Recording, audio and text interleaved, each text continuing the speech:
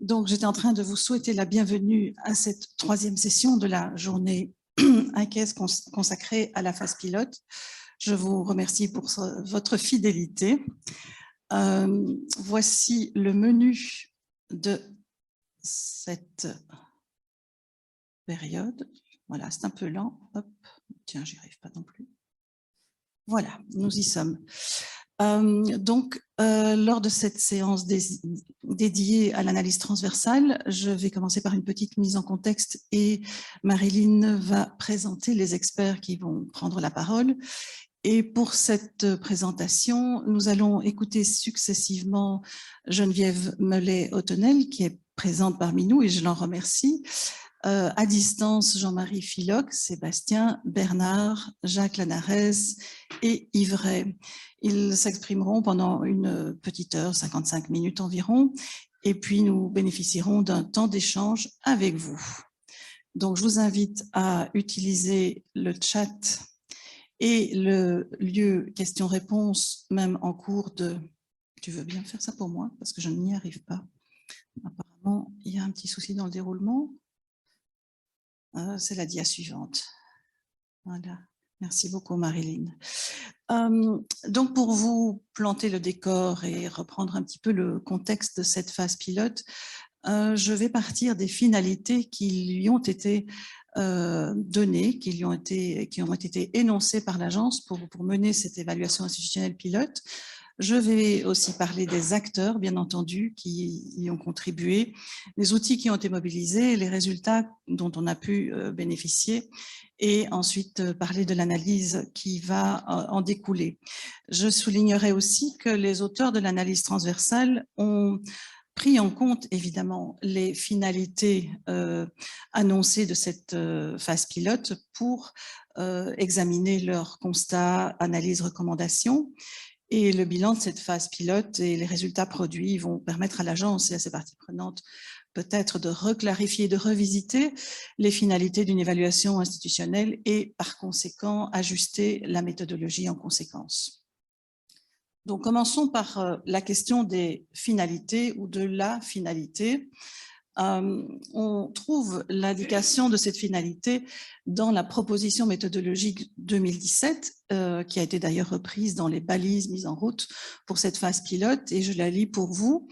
L'objet de cette phase pilote institutionnelle, de cette évaluation institutionnelle, est de renforcer la capacité des établissements à se doter d'un système de management interne de la qualité, SMQ, qui soit robuste.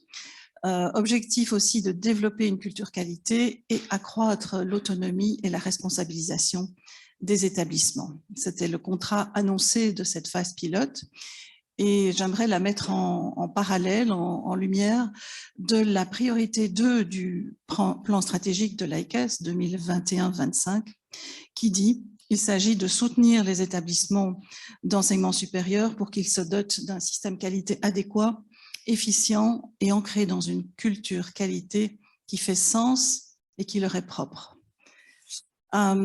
Pour un détail d'ailleurs d'opérationnalisation de cette priorité 3, on peut lire aussi dans notre plan stratégique que l'agence s'engage à pérenniser l'évaluation institutionnelle, qu'elle soutient cette dimension dans les démarches des établissements et qu'elle va poursuivre l'adaptation de sa méthodologie pour garantir la bonne articulation entre ces niveaux programmatiques et institutionnels.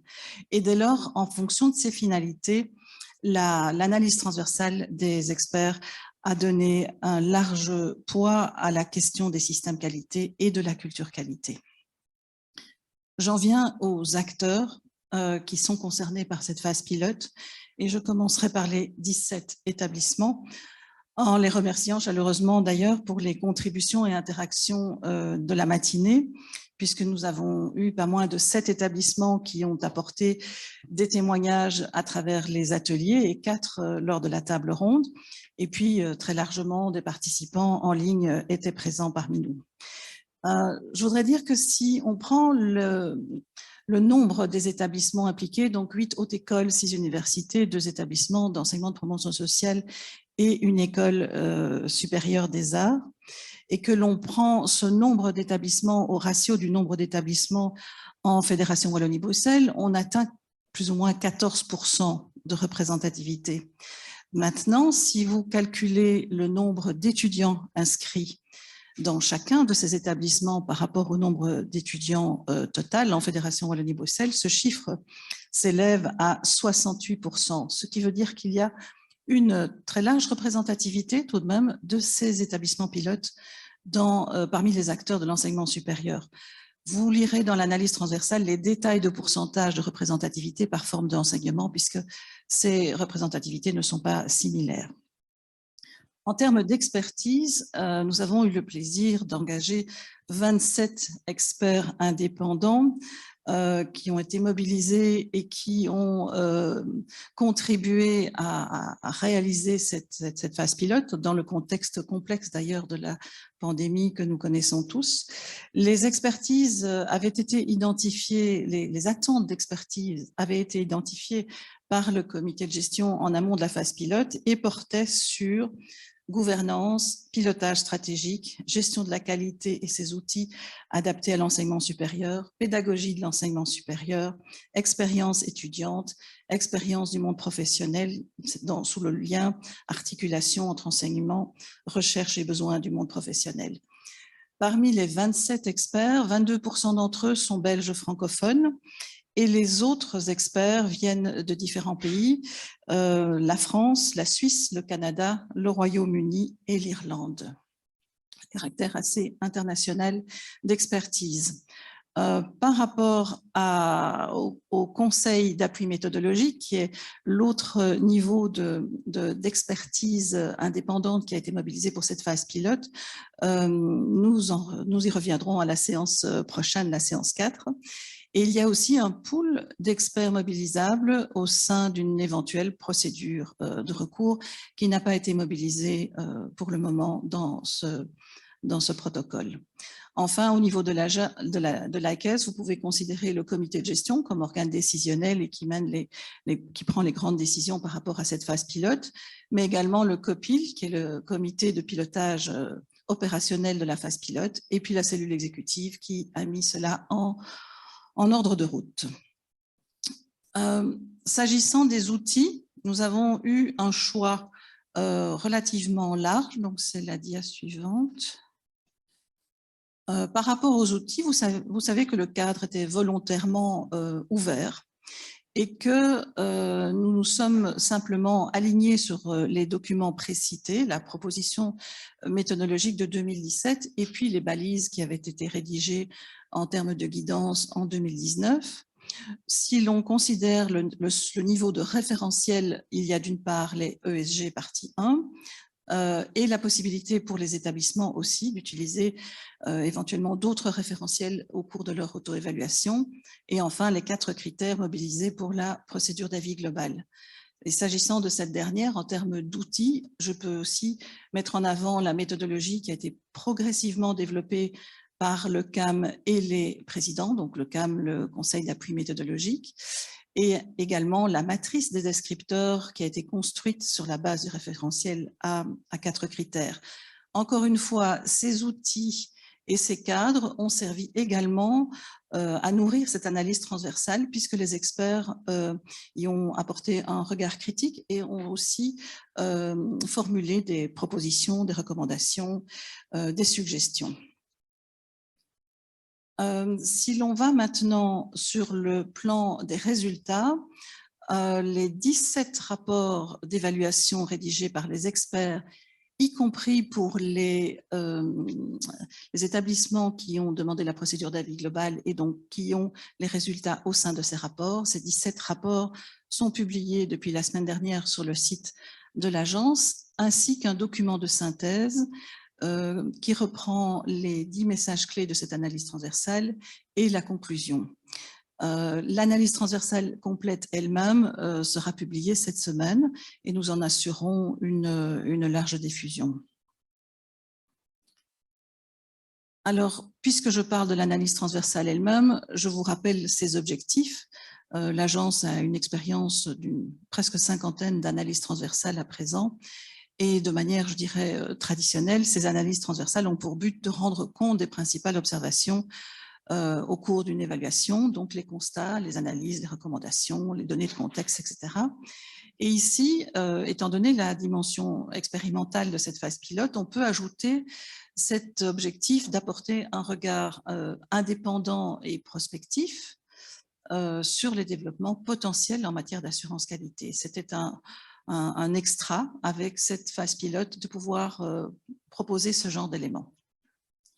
Comme toute analyse transversale, son élaboration a été l'objet d'un processus documenté et collégial. Je voudrais d'abord rendre hommage au groupe des présidents et présidentes qui ont orchestré le travail, qui ont donc assuré une cohérence globale de l'ensemble, qui ont distribué les tâches et qui ont fait travailler l'ensemble des experts avec eux. Et la vingtaine d'experts mobilisés ont également apporté leur contribution avec leur regard spécifique, ont assuré des relectures, ont apporté des commentaires.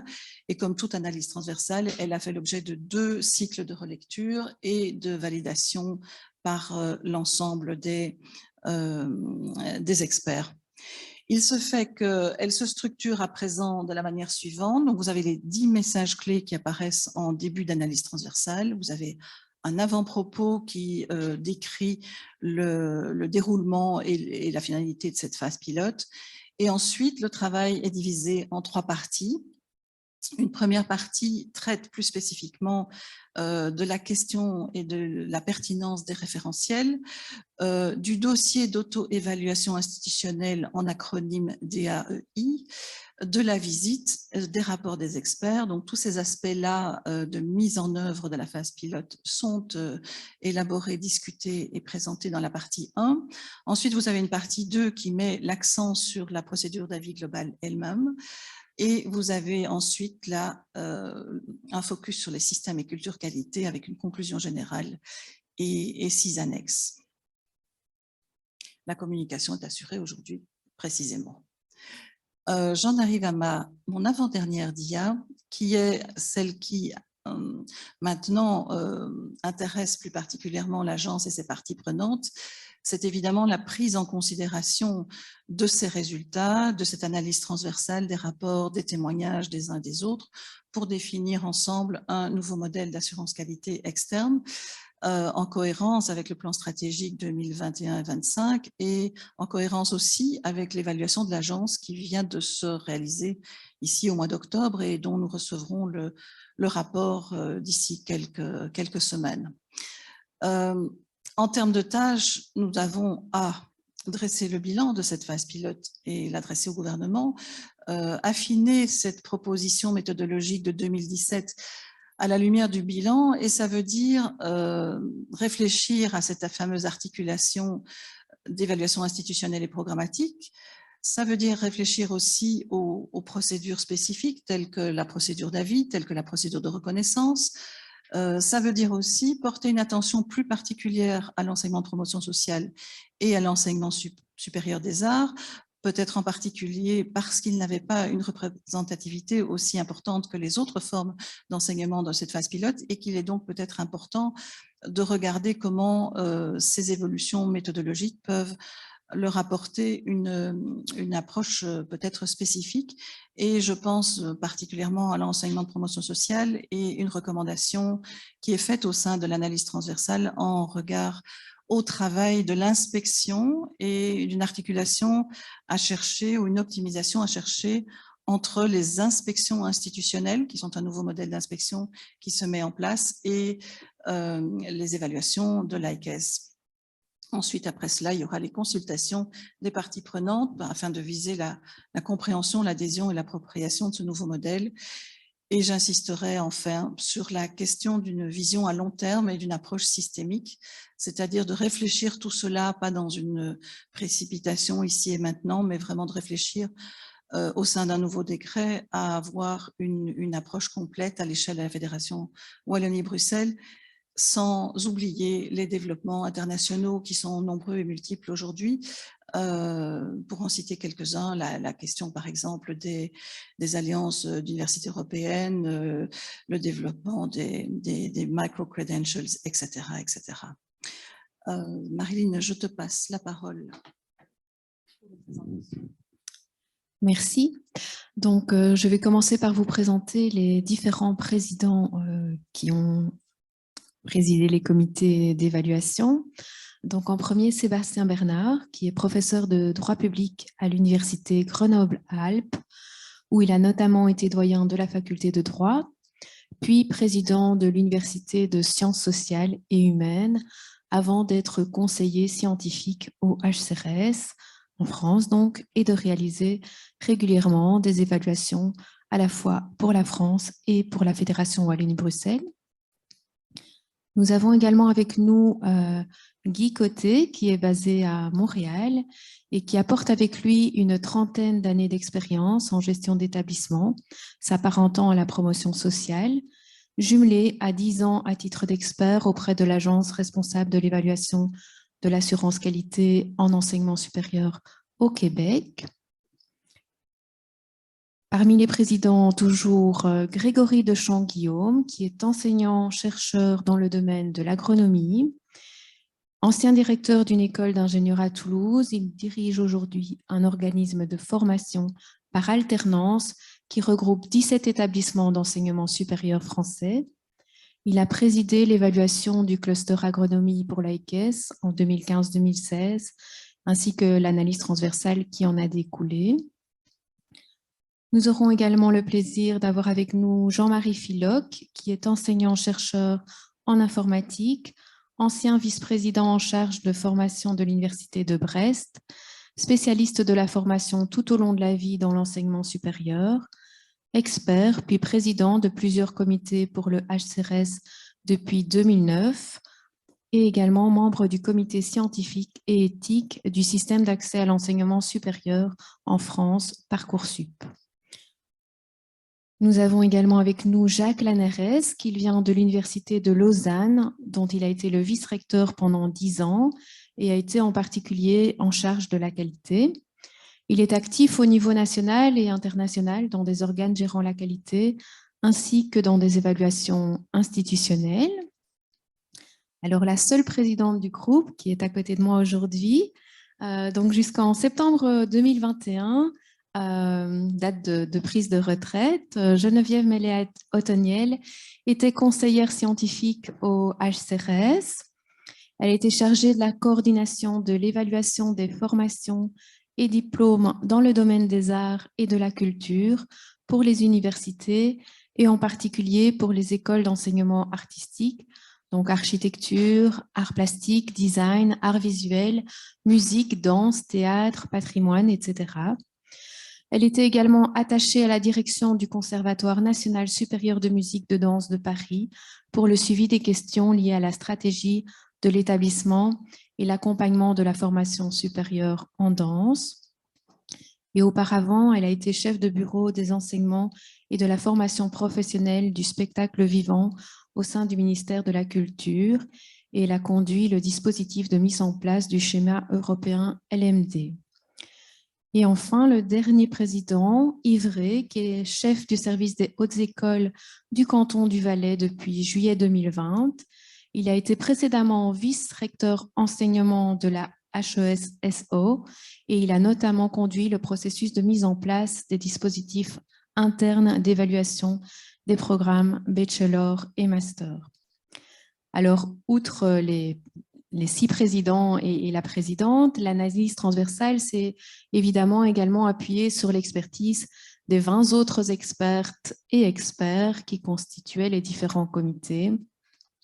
Donc Laurent Cosnefroy, Fiona Crozier, Olivier Debande, Catherine de Braquelard, Simon Denain, Bernold Hasenknopf, Fabrice Hénard, Patrice Hoff, Sylvain Loujaco, Claire Laplace, Pascal Lizin, Claude Maillot, Basilio Napoli, Isabelle Pouliken, Lewis Purser, Philippe Six et également les 3 experts étudiants, Victoria Blin, Dylan Cook et Hichem Sarawi. Et nous avons le plaisir de les avoir en personne ou à distance également avec nous pour la plupart. Et je cède maintenant la parole à Madame Geneviève Mellet-Othoniel, qui va nous présenter la première partie de cette analyse transversale.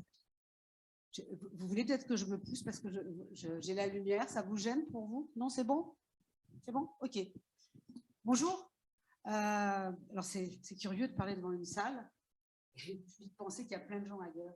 C'est un peu comme à la télévision, finalement, hein, quand on présente.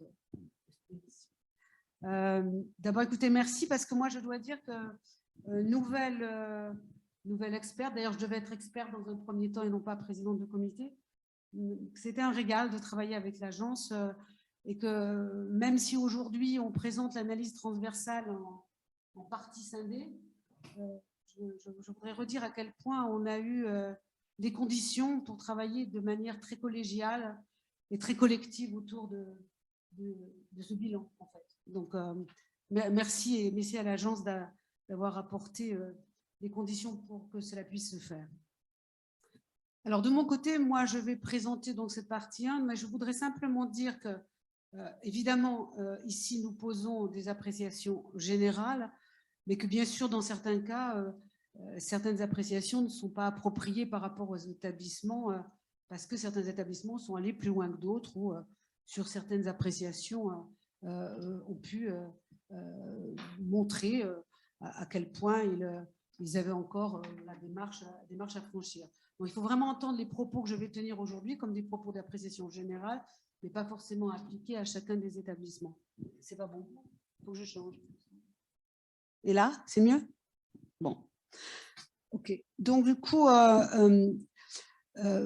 plus, merci parce que j'ai entendu aussi ce matin des établissements, des mots importants. J'ai entendu le mot évaluation formative. J'ai entendu pouvoir fédérer. Et je crois que vraiment, le travail qu'ont fait tous les comités, et là je témoigne, je crois, pour tous les présidents, ça a vraiment été la volonté de définir, de prendre en compte l'assurance qualité comme un processus pragmatique d'amélioration continue et qui favorise le développement d'autonomie des établissements. C'était vraiment ça, l'attitude, je pense, que chacun a eue. J'ai entendu des choses qui me semblent importantes ce matin, qui ont été énoncées, le partage des valeurs entre évaluateurs et évalués. Ben oui, je crois que chacun a eu le devoir de faire preuve de bienveillance, de rigueur, mais en même temps d'adaptabilité. Et pour les comités d'experts, la capacité à moduler leur regard en fonction du contexte des établissements. Donc, on a vraiment travaillé dans cet esprit-là. Et puis, je dirais que ce qu'on a cherché justement à travailler, alors, on le voit dans les trois parties hein, qui constituent donc l'analyse transversale, c'est vraiment le comment. Comment les établissements ont fait, qu'ont-ils fait, comment, plutôt que d'aller chercher des résultats, des preuves, etc. Mais vraiment de rentrer dans cette démarche-là. Et après, donc, pour ce qui était de pouvoir fédérer, que j'ai entendu ce matin, donc, ce qui nous a semblé, c'est que dans ce travail d'assurance qualité, c'était vraiment important que les établissements se dotent d'une politique formalisée d'assurance qualité. C'est-à-dire que vraiment les choses soient énoncées, écrites, explicitées, notamment sur les valeurs et les priorités que souhaitent mettre en avant, hein, valoriser, quels sont les partis pris des établissements sur ces questions-là, à travers aussi toutes les composantes du système et les relations qui peuvent exister entre elles, sachant que je crois que chacun a bien pris conscience de la part des différents présidents que l'organisation des établissements et des responsabilités au sein des établissements était vraiment, comment je veux dire, conditionnée à la taille des établissements, à leurs moyens, etc. Et ça, c'est important, c'est-à-dire que j'entendais ce matin ce qui citait des universités, d'autres hautes écoles, pardon, ou ce qu'a expliqué le directeur de l'ESA Saint-Luc. Il est évident que l'organisation de ce qui fait le système qualité au sein de l'établissement ou ses mécanismes, ces modalités d'évolution ne sont pas similaires en fonction de la taille des établissements, de la constitution, des différents, je veux dire, organes qui organisent les établissements. Après avoir fait ce premier point sur l'assurance qualité, je reviendrai sur le mode de présentation qui nous paraît optimal pour diplôme, pardon, excusez-moi, le dossier d'auto-évaluation. Ce qui est apparu important, c'est qu'il y ait vraiment une brève description de ce que sont les constats, comment ça marche, les démarches, les pratiques. Donc voilà, qu'il y ait quand même un travail assez bref, mais sur qu'est-ce qui constitue en fait donc cette démarche qualité et les pratiques qui sont mises en œuvre au sein de l'établissement. Mais surtout, voilà, ce qui a été peut-être relevé, et encore une fois sans prétendre donner des leçons, mais l'importance d'une analyse réflexive, c'est-à-dire que vraiment l'importance d'une analyse très fouillée sur ce que l'on met en œuvre, pourquoi on le met en œuvre, qu'est-ce qui va pas. Et cette analyse réflexive, je dirais qu'elle peut aller, dans certains cas, encore plus loin que ce là où elle est aujourd'hui, et pour d'autres, il faut vraiment y aller. Et tout ça doit conduire justement à l'élaboration de conclusions et d'un plan d'action opérationnel sur, à partir de là, qu'est-ce qu'on en dit et comment dans les années à venir, on va avancer et ce qu'on va proposer. Et aussi en interne, au sein des établissements, ce que semblait dire l'ensemble des comités, c'est que c'était important d'avoir un document peut-être plus succinct, peut-être que les 80 ou 100 pages qui donnent naissance au dossier d'auto-évaluation, mais d'un résumé de quelques éléments peut-être plus succincts et qui permettent plus facilement de mobiliser toute la communauté. J'étais hier avec quelqu'un qui me disait 80 pages, on ne le lit pas. Ben, c'est vrai que des fois, on ne lit pas 80 pages, ni en interne, ni en externe. Et donc, du coup, trouver des fois des stratégies, des astuces pour que justement un résumé, quelque chose de plus succinct, permette de partager des choses sur des volumes plus légers. Alors, je dirais sur ce point-là qu'il faut que les établissements aient conscience qu'ils travaillent pour eux. C'est une démarche utile pour l'établissement. C'est pas pour l'établissement ou dans toutes ses composantes. Les établissements ne travaillent pas pour l'agence. Ils travaillent vraiment pour eux, ni pour le comité d'ailleurs. C'était dit d'ailleurs ce matin, et c'est vrai que j'ai entendu ensuite dans l'explication de ce qu'ils sont en train de faire, dans le premier atelier, où on voyait bien comment ils arrivaient à mobiliser tous ces acteurs et à mettre en route des démarches. D'ailleurs, peut-être que ces éléments-là qu'on a eus aujourd'hui, en fin de matinée, pardon, excusez-moi, peut-être que on n'en a pas eu assez connaissance durant ces phases d'évaluation externe, et donc peut-être que du coup, c'est pas assez valorisé dans ce qu'on lit dans notre analyse transversale aujourd'hui. Mais c'est vrai qu'on se rend compte à quel point les établissements sont mobilisés et souhaitent vraiment travailler pour eux, mais ils ne le disent pas assez, j'ai envie de dire, dans leur dossier. Et puis ensuite, un rapport d'auto-évaluation, ça doit être adapté à la réalité de chaque établissement. C'est vrai qu'on a parfois eu il semblait, des dossiers d'auto-évaluation assez, comme je veux dire, assez conformes, assez similaires, mais que du coup, il y a des moments où ça ne marche pas.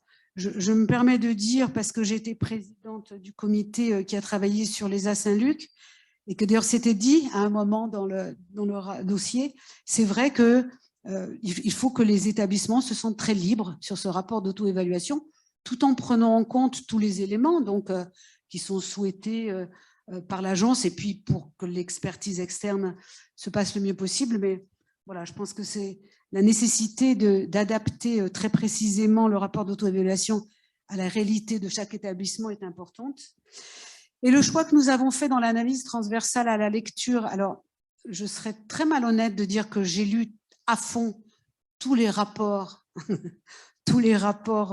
d'évaluation externe, institutionnelle, mais je les ai lus, mais forcément, je ne les maîtrise pas tous de la même manière, puisque je crois que rien ne remplace l'expérience pour ceux que l'on a suivis. Pour autant, quand on a regardé tout ça ensemble, on s'est dit on va regrouper les ESG, et j'y reviendrai plus tard, en se disant qu'il y avait 4 grandes thématiques en fait, qui organisaient cette évaluation institutionnelle: la gouvernance, la formation des étudiants, le pilotage des programmes et la communication. Et donc, du coup, on a eu ce parti pris de regrouper les ESG à travers ces 4 grandes thématiques, sachant que certaines ESG, on va les retrouver à plusieurs endroits parce que elles peuvent tout à fait, voilà, elles peuvent tout à fait répondre à des thématiques plus grandes. Mais il nous semble que ce regroupement en 4 thématiques, ça affirme ce que recouvre l'évaluation externe et l'évaluation interne. C'est un choix. On pourrait en discuter. Donc, sur la visite, redire que la visite, ce n'est pas une visite d'inspection, c'est une visite d'accompagnement qui permet d'attracer la voie, d'encourager, et que pour nous, ce qui est important, c'était de trouver la manière d'être pour avoir ce partage en toutes les parties prenantes, tant en interne qu'en externe. Il faut savoir qu'un comité, c'est aussi une vie au sein même du comité, entre les experts et comment ça travaille, et comment le point de vue de chacun est respecté, mais en même temps, j'ai envie de dire, mis au bénéfice d'un regard collectif. L'importance de la représentation, la représentativité des diplômés et des employeurs dans les différents entretiens qu'on a eus, ça nous paraît extrêmement important. Et quand elle existe, cette présence, enfin cette place forte des employeurs ou des anciens diplômés, il est vraiment souhaitable que les établissements formalisent ce qui est mis en œuvre. Qu'est-ce qu'on fait avec ces gens? Pourquoi? Je pourrais en dire autant d'autres établissements d'enseignement supérieur avec qui chaque établissement a des partenariats, des collaborations. En permanence, ajouter la valeur ajoutée, j'ai envie de dire, issue de ces partenariats. Et puis, bien sûr, ce qui était à souligner, c'est l'importance aussi de la représentativité des étudiants et des enseignants pour valider la qualité des mécanismes d'assurance qualité, que ça semblait vraiment un point à observer de manière très forte. Ensuite, sur le rapport d'évaluation lui-même, le rapport d'évaluation institutionnelle, donc qui s'inscrit, j'ai envie de dire, en contrepoint de l'évaluation interne. Il n'y a pas d'évaluation externe s'il n'y a pas d'évaluation interne. Et donc, du coup, là est sorti deux traits un peu plus significatifs. Il y en a d'autres, mais premièrement, c'était extrêmement important d'avoir des tableaux de bord sur les formations avec des indicateurs très pertinents, des objectifs mesurables, et que ces tableaux de bord soient alimentés en permanence. Ça permet vraiment de comprendre le processus dans sa durée. Et donc, du coup, au niveau de l'évaluation externe, je veux dire, de poser un regard justement qui ne soit pas figé à un moment, mais qui s'étire dans le temps, j'ai envie de dire. Et puis, du coup, on voit aussi qu'à travers tous ces éléments, quand il existe au sein des établissements des compétences pour analyser toutes les données, donc du coup, l'évaluation externe elle-même en est facilitée et, comment je veux dire, est plus à même d'apprécier ce qui se passe au sein des établissements. Donc, la question des compétences suffisantes pour analyser les données, regarder ce qui se passe, est vraiment un élément qui permet au comité et donc au rapport de tracer ce que se donnent comme moyen les établissements. Alors, au global, j'ai envie de dire un peu en termes de conclusion, ça va, je ne suis pas trop, c'est bon dans le temps? Ça va. Au global, donc, on s'est beaucoup posé la question de l'élargissement du périmètre, c'est-à-dire que c'est bien de regarder le travail effectué au niveau des enseignements, enfin de la politique d'enseignement et d'apprentissage. Mais il y a aussi la question de la recherche, notamment dans son lien avec la formation. On en fait quoi? Comment on le regarde? Alors, il ne s'agit absolument pas d'évaluer la recherche, c'est un autre travail et c'était certainement d'autres critères. Mais c'est par contre regarder comment cette recherche, dans son lien avec la formation, elle existe, comment elle a une gouvernance en propre, quelle est sa stratégie, l'international, toute la politique à l'international. Donc voilà. Et puis surtout, regarder tout ce qui est sur les moyens mobilisés par les établissements. Et ça, c'est vraiment important, que ce soit les moyens administratifs, les moyens financiers, les moyens, je veux dire, tous les outils qui peuvent être mobilisés. Et donc, du coup, il y a certainement une réflexion à avoir sur l'élargissement du périmètre de l'évaluation externe tel qu'il est posé aujourd'hui. Voilà. C'est une suggestion. Et puis qui permettra peut-être d'afficher plus précisément ce qui est de l'ordre de l'évaluation programmatique, qui n'est pas du tout de même nature qu'une évaluation institutionnelle. Ça ne veut pas dire que les deux ne travaillent pas ensemble, mais je crois que c'est trouver la place de chacun. On s'est beaucoup posé aussi la question du recours aux OSG, alors qui est présente, etc., et c'est important que ces OSG soient considérés. D'ailleurs, ça avait tout à fait été énoncé dans les principes qui organisaient cette phase de pilotage par l'agence. Mais pour autant, voilà, on en fait quoi, on fait comment? Il y a peut-être quelque chose à travailler, un questionnement, voire qui permettrait peut-être d'avoir un nouveau référentiel qui n'ignorerait pas les ESG, mais peut-être qui les considérerait de manière différente. Au niveau du dossier d'auto-évaluation, il faut vraiment... Quand je disais tout à l'heure qu'on a entendu à la fin de l'atelier là toute la démarche qui avait été mise en place pour que tous les acteurs participent à la définition de ce document d'auto-évaluation. Et je me disais, c'est formidable. Et donc, du coup, ben voilà, il ne faut pas hésiter à se valoriser dans un document d'auto-évaluation. Il y a de l'engagement de la part des écoles, moi je l'ai entendu ce matin, il y a une volonté d'avancer, je l'ai entendu ce matin, il y a un désir d'inscrire un travail dans la durée. Ben voilà, ben c'est des choses, je crois que le travail d'évaluation est toujours un travail difficile et qu'on commence souvent par dire ce qui ne va pas. Et ben moi je crois qu'il faut aussi savoir dire ce qui va d'abord, et puis après on verra ce qui ne va pas. Et qu'il ne faut pas hésiter parfois aussi à lâcher prise. C'est-à-dire que bon, on s'est donné un modèle, mais après tout, ce modèle, il ne faut pas hésiter à lâcher prise parce que du coup, ça va permettre peut-être de faire surgir des choses auxquelles on n'avait pas pensé. Moi, je voudrais dire qu'en conclusion, il n'y a vraiment pas à rougir du travail qui a été mis en œuvre aujourd'hui au niveau de l'assurance qualité par les établissements, bien au contraire.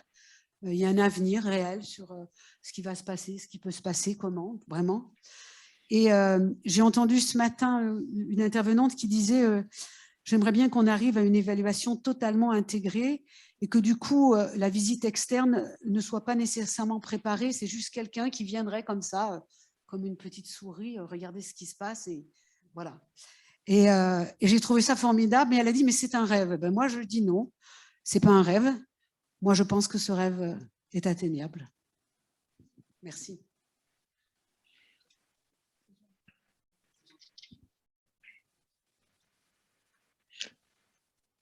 Jean-Marie? Donc, c'est à moi. Est-ce que vous m'entendez correctement? Je suis loin, c'est bien? Merci beaucoup. Eh bien, merci pour cette première partie. Moi, je vais enchaîner avec mon collègue Sébastien Bernard sur la partie analyse de tout ce que nous avons travaillé sur la vie globale. Bon, je rappelle que l'objectif, évidemment, était d'évaluer la capacité d'établissement à assurer la prise en charge de manière autonome de l'évaluation externe de ces programmes. Et 8 établissements 5 universités et 3 hautes écoles ont manifesté le souhait de s'y soumettre. Alors, cette procédure, elle s'organise autour de 4 critères et de l'avis rendu collégialement, j'insiste sur cette partie-là, par le comité des experts et le comité d'appui méthodologique, sur la base d'une matrice d'analyse que nous avons construite et partagée. 2 niveaux de réponse ont été élaborés collégialement donc par ces experts et le CAM. D'abord, un positionnement de l'établissement par rapport à chacun des critères sur une échelle à 4 niveaux, depuis totalement absent jusqu'à garanti, et un avis de synthèse qui peut être positif, conditionnel ou négatif. Un avis global positif est accordé pour l'ensemble d'un établissement et sa mission d'enseignement est nécessité qu'au minimum tous les critères atteignent le niveau avancé. Alors, l'analyse transversale que nous avons fait de ce qui s'est passé dans ce domaine-là, elle repose sur trois axes. D'abord, une analyse de la manière dont les établissements se sont emparés ou non de la question dans le DAEI. Ensuite, une analyse transversale des parties 3 des 8 rapports qui ont été rédigés par les comités d'experts. Et puis, au final, et qui sera présentée par Sébastien, une analyse critique des outils et du processus d'émission de cet avis global que nous avons mis en œuvre. Alors, tout d'abord, évidemment, l'établissement n'avait pas tous intégré la spécificité des critères à satisfaire. On a bien compris que, pour les premiers en tout cas, ils avaient un peu laissé de côté cette partie-là. Et la méthode s'est complètement définie au fur et à mesure que nous avancions dans le processus. Et il y avait en particulier la nécessité de documenter la manière dont l'établissement répondait aux 4 critères de cette procédure d'avis global. Donc, on voit bien aussi que pour un centre d'établissement, il y avait une vraie hésitation à le demander ou pas, avec des arguments, alors j'ai noté pour ou contre, mais plutôt positifs ou négatifs. Et c'est des choses qu'on a réentendues ce matin dans les tables rondes, en tout cas celles auxquelles j'ai pu participer, qui vont de la maîtrise des calendriers, de l'adaptation des méthodes au contexte, à l'intégration de la culture qualité, renforcement de la cohérence interne. Ça, c'est très positif de l'intégrer dans l'établissement. Et en négatif, évidemment, les affaires de coûts et de moyens en personnel, la perte de benchmarking avec l'analyse transversale qui a été aussi largement commentée dans l'atelier 2 ce matin. Et peut-être aussi le risque d'une non-indépendance des experts externes. Et ça reste évidemment à travailler. Alors, les DAEI donc se sont emparés plus ou moins. On a de pas un mot à un ensemble, un chapitre complet, avec même éventuellement des annexes consacrées à cet avis global. Et les critères tels qu'on les a, nous, analysés et présentés dans les différents rapports, eh bien, pour les 3 premiers, donc, ils reprennent en gros les ESG et en extrayant de ces ESG déjà abordés dans la partie 1, les éléments qui contribuent à abonder la demande qui est faite de cette possibilité de prendre en charge les évaluations externes. Et puis le 4e, qui s'appuyait sur le SG10, mais essayer d'écrire complètement le processus et les moyens qui seraient mobilisés. Et c'est en cela qu'une partie des dossiers manquait d'informations. Mais alors, curieusement, donc, quand on analyse les rapports faits par les experts, on voit bien qu'il y a eu un certain lissage, une certaine homogénéité, et les niveaux atteints par chacun des 8 demandeurs sont assez homogènes, et tous les établissements sont, pour les comités en tout cas, clairement sur une trajectoire positive qui se trouve en gros en développement et avancé. Donc on voit bien que tout le monde est au milieu ou un peu plus avancé dans le gué. Un seul cumulé 4 niveaux avancés qui était un niveau minimum requis pour conduire à un avis global positif. Donc, ces rapports qui se sont nourris alors d'une part du DAEI quand c'était possible, et puis aussi des éléments que nous avons pu collecter lors des visites réelles ou virtuelles. Alors, je ne vais pas reprendre en détail les différents critères. Pour le critère 1 qui concernait tout ce qui est politique, culture et système de management de la qualité, ça, en gros, ça recouvrait le SG1 et le SG7. On a vraiment focalisé sur la nécessité de se doter d'une déclaration formalisée de politique qualité, d'un document qui explicite les objectifs de l'établissement. On l'a trouvé nulle part, et c'est une recommandation qui est faite à tous les demandeurs. S'assurer aussi, quelque part, on a trouvé que dans un certain nombre de cas, l'évaluation des enseignements qui est menée partout dans la fédération Wallonie-Bruxelles, et pour un Français, c'est tout à fait intéressant de voir comment ça se passe et en quoi c'est formidable, mais qu'elle pourrait être encore mieux utilisée pour le processus qualité. Les indicateurs, les réseaux d'échange de bonnes pratiques entre les différents acteurs, alors à l'interne des établissements, mais aussi au niveau de la fédération, nous semblent aussi des points qu'il faut absolument renforcer. Tous ces points-là, vous les retrouvez évidemment dans la partie 1 qui a été présentée précédemment. Pour le critère 2 qui concernait l'information ou la communication, eh bien, nous avons, pour la plupart des établissements gradués assez haut, cette atteinte d'objectifs. La communication de l'offre, elle est parfaitement adaptée, elle est réglementaire en plus, donc là, il n'y avait pas trop de difficultés, mais la transparence par rapport aux évaluations externes mériterait, dans un certain nombre de cas, d'être améliorée, et surtout publiés, rendus publics, au grand public, c'est sûr, mais aussi à l'ensemble des parties prenantes, dont on a aussi un peu parlé dans un autre atelier que je n'ai malheureusement pas pu suivre. En les critères 3, sur l'évaluation périodique et le suivi continu des programmes, finalement, tout l'établissement, sauf un, ont mis en place des procédures et des outils nécessaires à la révision périodique de leur programme. Mais seulement 4 la pilotent de manière centralisée, de manière centrale, c'est-à-dire qu'avec un plan d'action central lié à l'établissement. La plupart des autres laissent la liberté à chacune des composantes, alors qui peut être une faculté, voire même des départements, voire même des responsables de programme, de le faire ou pas. Et là, nous, on a trouvé qu'il fallait, pour avoir un dispositif cohérent, plutôt avoir un pilotage central avec un cadencement et savoir expliciter et diffuser les conditions qui déclenchent ces révisions périodiques, mettre en place des conseils de perfectionnement qu'on n'a pas trouvé partout, constituer aussi un vivier d'évaluateurs internes et d'auditeurs pour démultiplier la capacité à prendre en charge des plans d'action, mais aussi à diffuser la culture qualité au sein des entités, et puis communiquer les révisions à l'ensemble de la communauté. Donc ces recommandations-là, vous les retrouverez évidemment dans l'analyse transversale des autres de la partie 1. Alors le critère 4, lui, consacré au processus périodique d'assurance qualité externe, eh bien, on a constaté que la pratique était déjà opérante, puisque tous les établissements ont l'habitude de se soumettre à l'évaluation externe, savent parfaitement comment ça marche, et sont capables d'établir des plans d'action, sont capables de mener leur auto-évaluation, de suivre la mise en œuvre.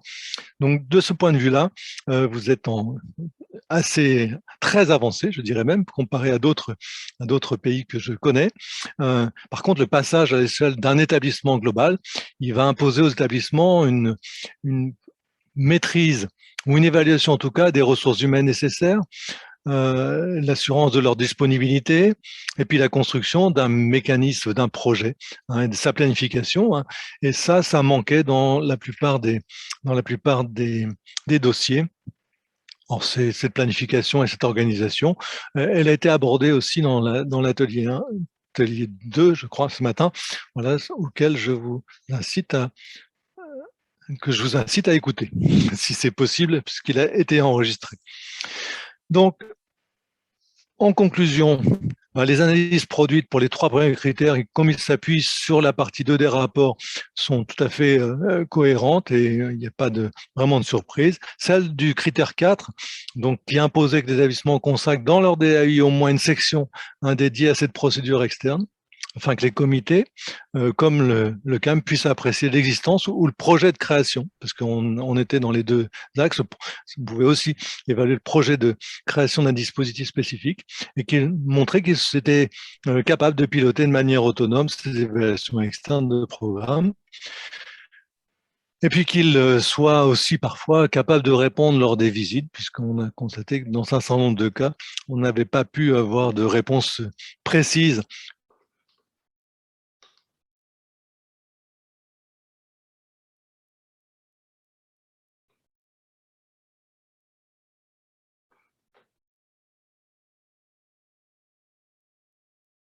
Je propose à Sébastien peut-être d'enchaîner. Je crois que Jean-Marie était presque au bout d'ailleurs. Oui, je crois qu'on a perdu Jean-Marie. Bon, bonjour à toutes et bonjour à tous. Je vais donc poursuivre cette analyse de la vie globale pour laquelle trois aspects ont été interrogés. La pertinence des 4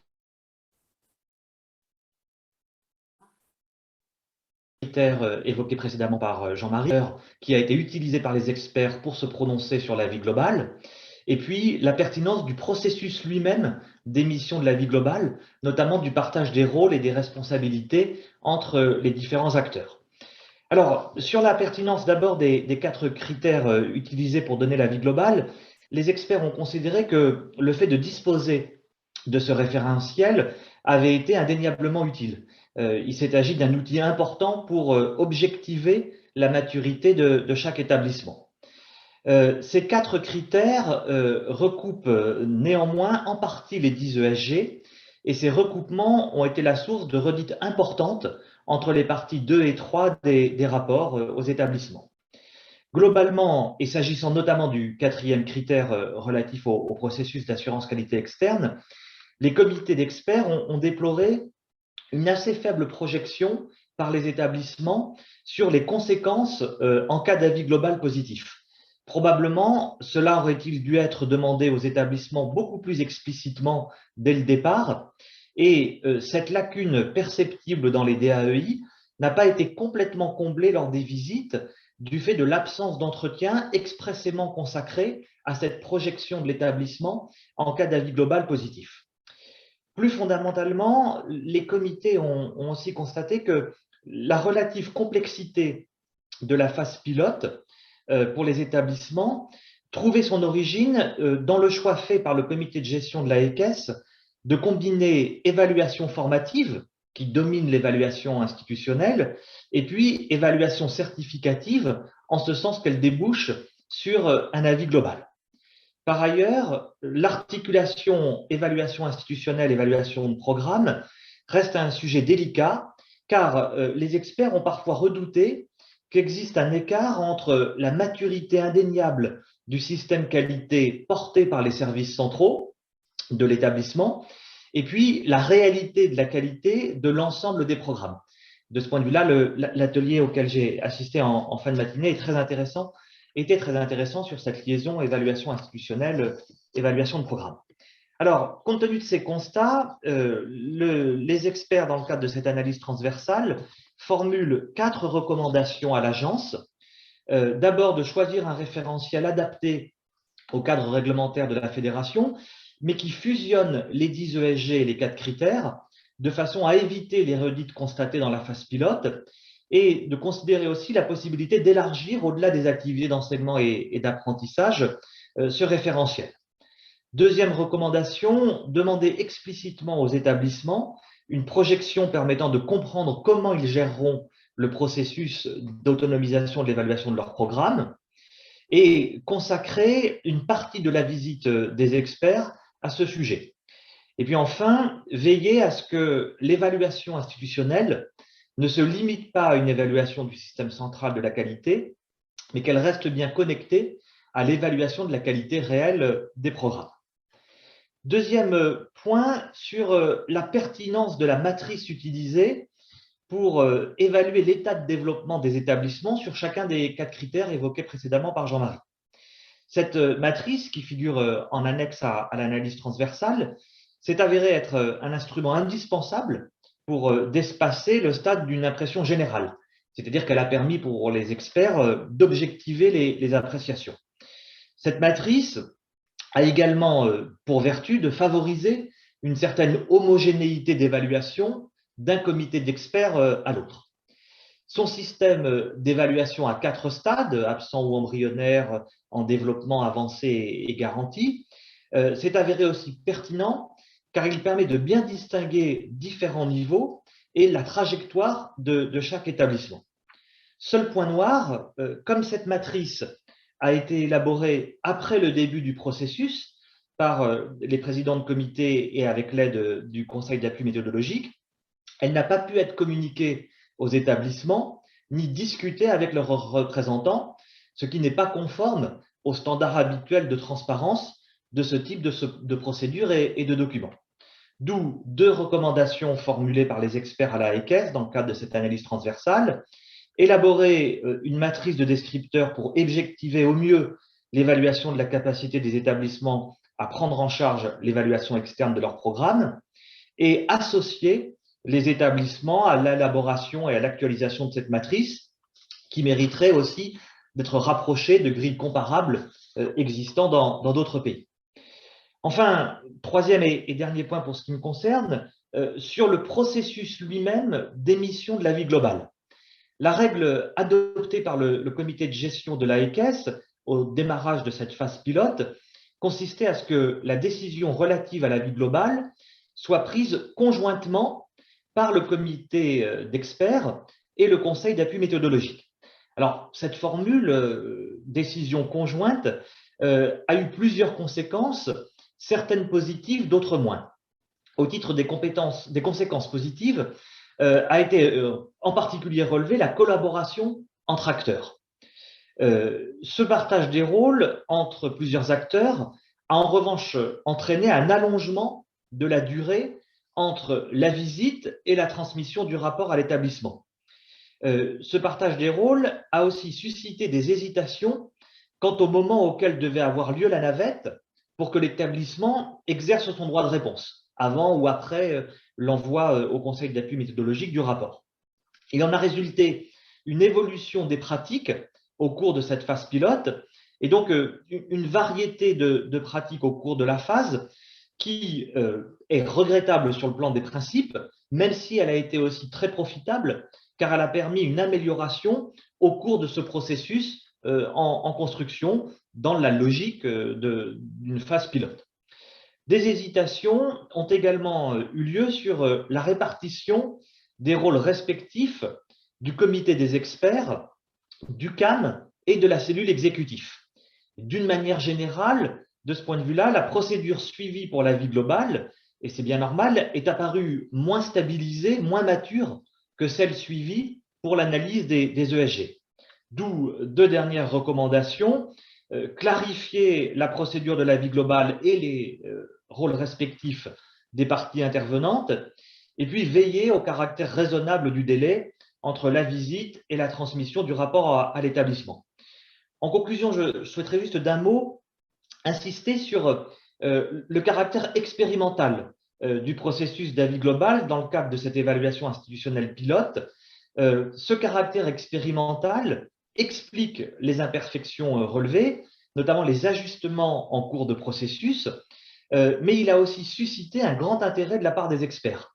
Et au fond, toutes les recommandations formulées dans le cadre de cette analyse transversale à propos de cet avis global visent à rendre plus robuste ce processus à la lumière de la phase pilote, afin qu'il atteigne la même maturité que les autres volets de l'évaluation autour des ESG ou des évaluations externes de programme.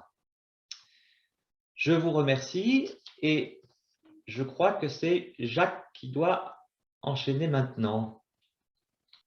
Eh oui. Bonjour, chers et chers collègues. Je vais, avec mon collègue Yves Ray, vous présenter la troisième partie, en quelque sorte, de l'analyse transversale qui porte sur le développement des systèmes et de la culture qualité. Donc, c'est une thématique globale, mais qui s'inscrit aussi dans cette idée que l'intention derrière tout ça est de permettre aux établissements d'être autonomes dans leur évaluation de programmes, ce qui suppose un niveau suffisant de développement des systèmes et de la culture qualité. Donc, l'objectif de cette partie de l'analyse, c'était bien d'avoir une vision globale du niveau de développement des systèmes et de la culture qualité des établissements, évidemment ceux qui ont participé à la phase pilote. Alors, on n'a pas essayé de mesurer les choses, mais plutôt d'avoir une approche qualitative. Pour répondre à cette question, nous avons analysé différents aspects tout à fait prévisibles: la politique qualité, le système qualité, les relations entre stratégie et qualité, la culture qualité, mais aussi le système d'information et la communication qui nous semblaient représenter ces différentes thématiques. Alors, il y aura quelques petits recoupements avec ce qui a été dit précédemment, puisque les ESG et la vie globale se superposent aussi, mais c'est minimum. Alors, la façon dont nous avons travaillé est la suivante. L'analyse a été faite par une partie des expertes et des experts, comme cela vous a été expliqué, et elle s'est faite, bien sûr, à partir des rapports des comités, essentiellement, mais aussi parfois complétés par la consultation de sites web pour certaines institutions, pour être sûr et avoir des fois des clarifications.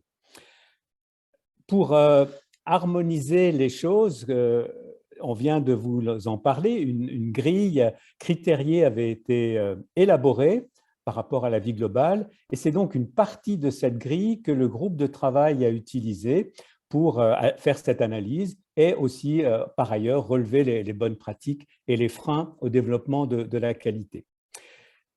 Donc, comme je le sous-entendais, l'analyse tente de dégager les tendances principales à travers les 17 établissements pour lesquels nous avons des rapports, et puis en gardant à l'esprit qu'une analyse comparative stricte n'est pas vraiment possible. parce que l'information n'est pas toujours disponible, c'est-à-dire l'information n'est pas équivalente dans tous les rapports, de par les choix des institutions, de par la sensibilité des groupes d'experts, mais globalement, nous sommes à un niveau suffisamment général pour que ça ne pose pas de gros problèmes, mais on doit rester nuancé et prudent par rapport à cette comparaison malgré tout. Alors maintenant, bien sûr, quelques mots sur les résultats de cette analyse. Le premier point qu'on peut soulever, et qui est un point global, c'est que globalement, il y a une bonne convergence des résultats sur l'ensemble de 17 rapports, c'est-à-dire, pour faire plus clair, ce qui est le mieux développé l'est dans toutes les institutions et ce qui est le moins développé l'est aussi dans toutes les institutions. Alors bien sûr, il y a des degrés de développement qui varient. Par exemple, toutes les institutions ont développé des structures de soutien à la qualité. Dans certains cas, il y a beaucoup de postes, il y a une organisation, il y a des cahiers des charges. Dans d'autres cas, c'est plus minimum. Mais on retrouve cette similitude entre tous les établissements.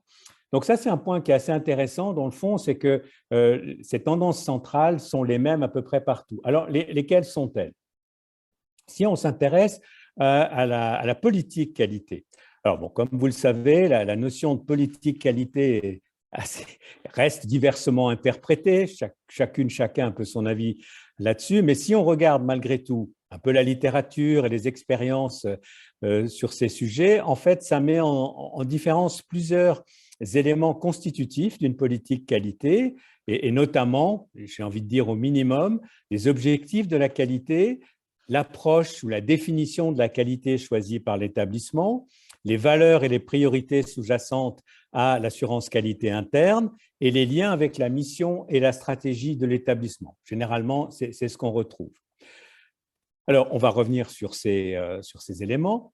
Bien sûr, la politique s'appuie sur une volonté politique d'améliorer les activités, en particulier l'enseignement dans le cas de figure qui s'est présenté. Et l'analyse des rapports montre que cette volonté transparaît clairement de tous les rapports des experts dans la quasi-totalité des institutions. Et que ça soit aussi bien au niveau des impulsions des directions que de la disposition des équipes à s'engager dans ces démarches. Donc, il y a une volonté claire qui s'exprime. Elle s'exprime souvent par la désignation d'une personne en charge de la qualité au niveau de l'équipe de direction, qui est aussi une pratique quasi systématique.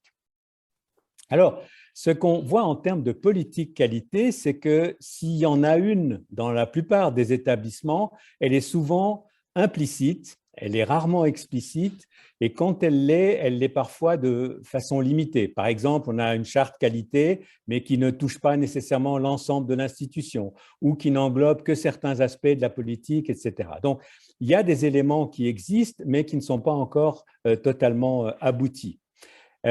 Et quand elle existe de façon un peu plus explicite, en quelque sorte, elle n'est pas systématiquement diffusée ou accessible vis-à-vis de l'extérieur. Et donc, de ce fait, elle est peu connue par une partie des membres de l'institution, comme ça peut s'observer dans les visites. En termes de communication, les politiques qualité ne sont pas systématiquement diffusées et en réalité, si on va un peu au-delà, il existe qu'extrêmement rarement un document global qui intégrerait la politique qualité, la description du système, les règles du jeu, etc. Donc, il y a rarement de documents, pas dire que ça n'existe pas, qui intègrent l'ensemble de ces éléments qu'on pourrait y associer. Le deuxième aspect qui est intéressant, c'est cette notion de système qualité.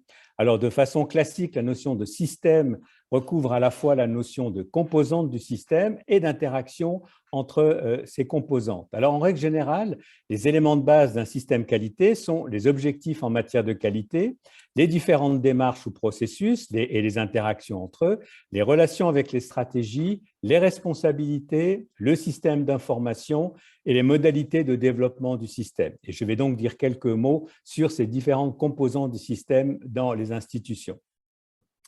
En notant tout d'abord que les objectifs de la qualité et donc du système ne sont qu'exceptionnellement explicités. Et en réalité, c'est un point important, comme un collègue l'évoquait ce matin dans la table ronde, les systèmes qualité, ce n'est pas une fin en soi.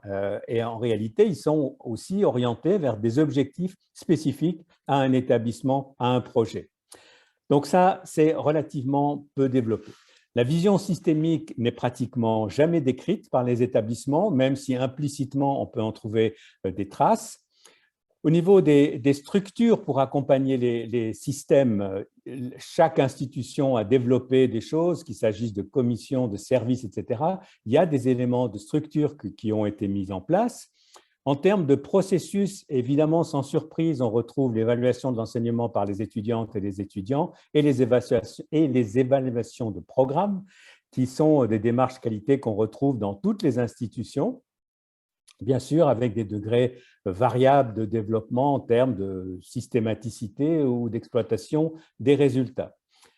L'essentiel des évaluations de programmes sont liées aux évaluations menées par l'AEQS, mais dans certains cas, certains établissements ont développé des procédures propres, souvent liées bien sûr à un label.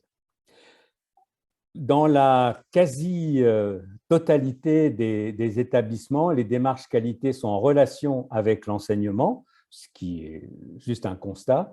Et dans quelques cas, toutefois, il y a des procédures qui touchent aussi les services administratifs. Mais pour l'essentiel, ça touche à l'établissement. Si on aborde la question du système d'information, on observe qu'il y a une forme de système d'information dans toutes les institutions, mais là, vraiment, le niveau de développement est très variable, de même que leur contribution, leur relation avec le système qualité. Et on peut dire que globalement, ils sont plutôt insuffisants ou font l'objet de développements récents. Donc là, il y a évidemment un point important. Au niveau de la stratégie, ce qu'on peut constater, c'est que dans la quasi-totalité des établissements, le plan stratégique de l'institution comprend des objectifs en relation avec la qualité. Bien sûr, avec la qualité de l'enseignement, mais aussi d'autres thématiques. En revanche, ce qu'on observe pratiquement jamais, c'est une mise en évidence de stratégies explicites de développement de la qualité. Donc, je ne parle pas de la stratégie du développement de l'institution, mais d'une stratégie de développement de la qualité. Elle est très peu présente. Et si on s'intéresse maintenant à la volonté de développer une culture qualité, on voit dans la liste des rapports qu'elle est régulièrement exprimée par les directions des établissements, mais aussi perceptible dans le discours des parties prenantes qui ont été rencontrées. Avec toutefois peut-être une nuance qu'on aimerait faire ici, c'est que quand on analyse les rapports, on se rend compte que si le souci de la qualité est bien partagé, on se rend compte qu'il ne se superpose pas à l'adhésion aux démarches qualité. C'est-à-dire, dans le fond, il y a des collègues qui sont très en faveur d'améliorer l'enseignement, mais qui ne sont pas nécessairement pour autant en faveur des démarches qualité. Donc, je pense que c'est aussi important de garder cette nuance à l'esprit. Si on s'intéresse à l'implication des étudiantes et des étudiants, alors bien sûr, elle existe par le biais des textes légaux que vous connaissez mieux que moi, mais on observe aussi que leur implication dans ce qu'on pourrait appeler le management de la qualité est clairement moins marquée dans la plupart des institutions. Et puis, toujours dans cette relation aux étudiants, on observe en analysant les rapports que la culture du feedback aux étudiants et aux étudiantes, en particulier sur les résultats d'évaluation, n'est pas encore établie. Et enfin, je terminerai sur ce point. Les activités de partage de bonnes pratiques, que ce soit en matière de qualité ou d'enseignement, existent plus ou moins partout. C'est clair. Ceci dit, quand on voit les rapports, on constate qu'il y a un potentiel important de développement dans une majorité d'institutions pour accroître ce partage de bonnes pratiques. Voilà, et je vais maintenant passer la parole à Yves pour la suite de ses conclusions. Oui, bonjour à tous, j'espère que vous m'entendez bien également. Donc, je vais poursuivre avec quelques mots de conclusion. Comme ça a été dit par mes collègues présidents, on tient vraiment à remercier l'ensemble des établissements par rapport à leur investissement, un investissement qui a été remarquable tout au long de cette procédure pilote. On a remarqué que c'était un investissement qui a été autant effectué dans une logique d'appropriation d'une démarche d'auto-évaluation, même si elle était déjà, je pense, existante, on pense existante dans plein de cas, notamment sur tous les dispositifs qui existaient par ailleurs d'évaluation de filière. Et cette démarche pilote a vraiment permis d'aller encore un pas plus loin dans cette démarche d'appropriation de l'auto-évaluation, de la culture d'auto-évaluation, de la culture d'autocritique, et puis de se poser dans une perspective d'aligner toute la politique qualité avec le développement de l'institution. J'y reviendrai tout à l'heure, hein, même si ça reste un défi. Mais cet investissement était remarquable et devra vraiment servir à poursuivre dans cette démarche et continuer à utiliser toutes les démarches qualité dans une logique d'amélioration continue. On a remarqué également que cette démarche avait introduit des changements majeurs d'appropriation, mais surtout un changement majeur de mettre en place des dispositifs d'amélioration continue. Et ça, c'est vraiment remarquable. En conclusion aussi, ce qu'on peut dire, c'est que pour les établissements, il faudra poursuivre cette démarche en insistant particulièrement sur une articulation des démarches qualité avec le développement stratégique de l'institution et designer quelque part et continuer à faire évoluer vos systèmes qualité en étroite relation avec le développement institutionnel.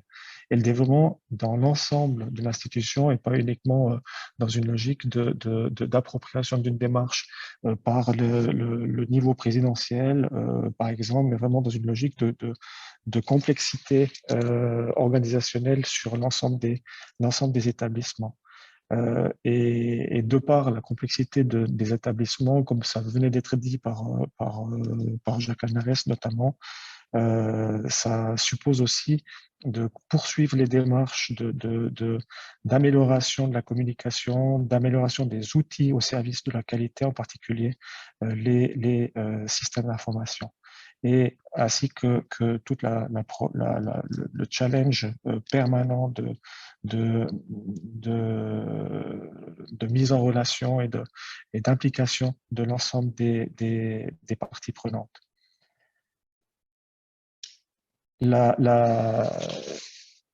Un des éléments qui sera aussi extrêmement important dans la projection sur le futur, dans l'évolution aussi des procédures qui seront mises en place, et là ce message ne s'adresse pas forcément aux institutions en tant que telles, mais aussi à tout le système qui doit se mettre en place à l'issue de cette évaluation institutionnelle. C'est que dans le cadre de ce pilote, on s'est étroitement intéressé à analyser respectivement les institutions, à se questionner sur l'assurance qualité relative à l'apprentissage et à l'enseignement. Mais il est vrai qu'à la conclusion de cet exercice, il est important qu'on puisse se projeter sur l'évaluation 2.0, si vous me permettez l'expression, mais une évaluation qui devrait se faire sur l'ensemble des missions de l'institution et non pas uniquement sur la partie enseignement. Et donc, une des propositions qui est faite, c'est d'aller faire évoluer l'évaluation institutionnelle sur un périmètre qui va regrouper l'ensemble des missions. Ça a été mentionné préalablement, notamment l'intégration de la recherche,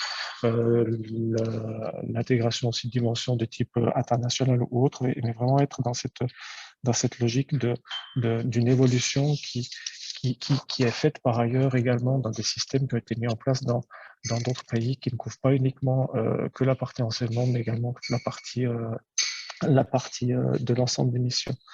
Donc dans l'idéal, une évaluation institutionnelle 2.0 devrait porter sur l'ensemble des activités, devrait porter sur les modes d'élaboration des stratégies des établissements, respectivement leur mise en place opérationnelle et dans l'ensemble de l'organisation de l'institution, devrait porter également sur des mécanismes de gouvernance de par la complexité que l'on voit dans chacune de nos institutions respectives, d'être dans une logique de se questionner, d'avoir des dispositifs de qualité autour des mécanismes de gouvernance sont également extrêmement importants et ça permettra d'aligner, comme dit précédemment, la stratégie, le pilotage des activités stratégiques, des activités avec le système qualité qui va soutenir tout ceci.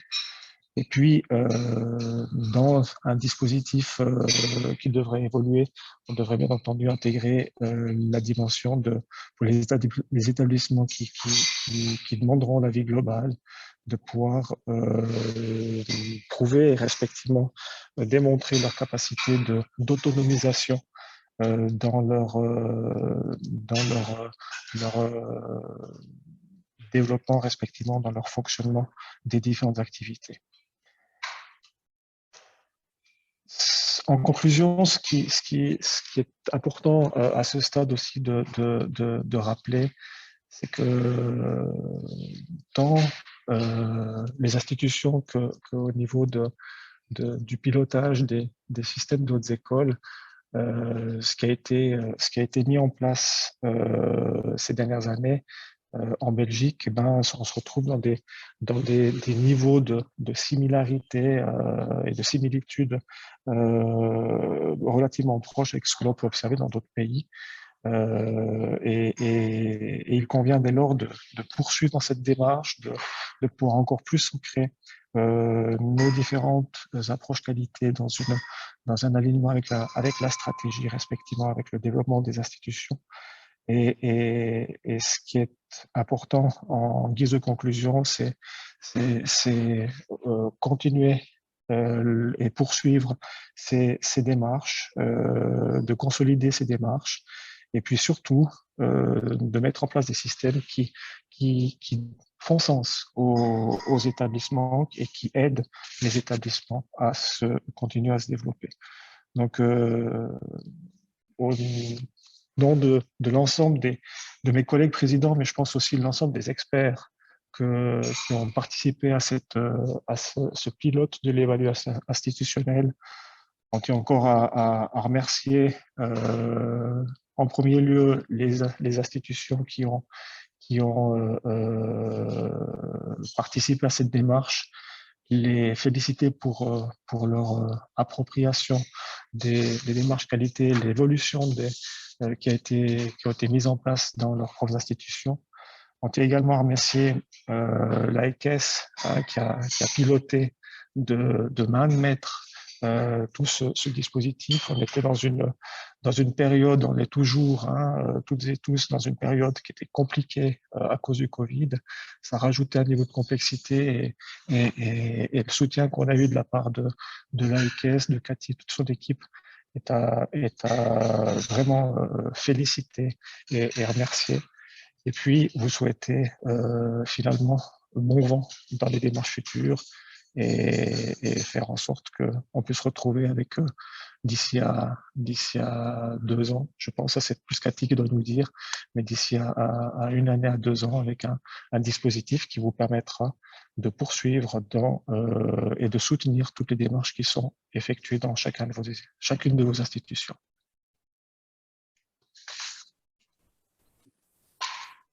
Merci beaucoup Yves pour la conclusion de cette présentation et aussi à tous les présidents qui t'ont précédé. Et j'en profite, puisqu'on est dans les remerciements, pour remercier vraiment l'ensemble des experts qui ont été absolument souples dans cette période de pandémie, à adapter leurs agendas et à réaliser toutes ces évaluations. Je vais passer la parole à Eva et Romain qui sont au poste des questions et des commentaires. Il n'y en a pas encore beaucoup, mais je pense qu'elles peuvent démarrer la discussion. Et donc, à vous, Romain et Eva. Alors, nous avons une première série d'interventions qui touchent à l'extension du périmètre de l'évaluation institutionnelle et plusieurs personnes qui interrogent sur le caractère raisonnable de l'extension de ce périmètre à l'issue de cette première phase pilote. Un autre intervenant, toujours en lien avec cette thématique, nous demande si les experts ont observé des bonnes pratiques sur l'élargissement du périmètre de l'évaluation externe, notamment en mission de la recherche et sur l'intégration de l'établissement dans son écosystème. Voilà une première salve de commentaires et de questions.